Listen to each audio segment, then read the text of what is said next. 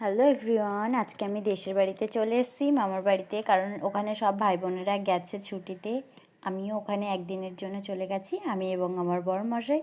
যাওয়ার পরে ভাই বোনেদের আবদার হলো, বৌদি তুমি মুড়ি মাখা করো, আমরা সবাই সকালবেলা মুড়ি মাখা খাবো। তো আমি বললাম ঠিক আছে, তোরা বলছিস যেকালে মুড়ি মাখা করাই যাক। তো সবাই মিলে গাছ থেকে টমেটো, ধনেপাতা, গাজর তুলে আনলো, আমিও সব কিছু কেটে কুটে মুড়ি মাখা করে নিলাম। মুড়ি মাখাটা এত সুন্দর হয়েছে বন্ধুরা, এত টেস্টি হয়েছে কি বলবো, আমার এখনও জিভ থেকে জল আসছে। আর পাশে দিয়ে দিদা বলছে, তোরা মুড়ি মাখা খাচ্ছিস, আমার দেখে খুব ভালো লাগছে, আমারও লোভ লাগছে, কিন্তু আমি খেতে পারবো না কারণ আমার এখন দাঁত নেই। আমরা তাই বললাম তুমি খেও না, তুমি দেখো।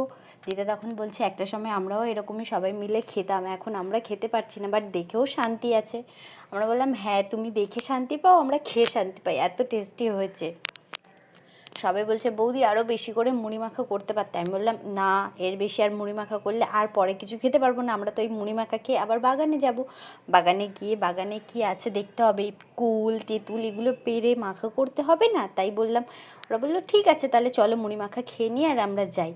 তো ওদের মুড়ি মাখা খাওয়া হয়ে গেছে। দেখো বন্ধুরা, দুটো গামলা ভর্তি করে মুড়ি মেখেছি, তবুও ওদের পেট ভরেনি, বলে আরেকটু হলে আরেকটু খেতে পারতাম, খুব ভালো লেগেছে। বললাম না, এর থেকে বেশি আর হবে না, এবার আমরা খেয়ে দিয়ে যাই। তখন বলছে দেখো আমরা খেয়ে খালি করে দিয়েছি, হাত দেখো। তা আমিও দেখালাম, দেখ আমিও তো খেয়ে খালি করেছি, দেখ।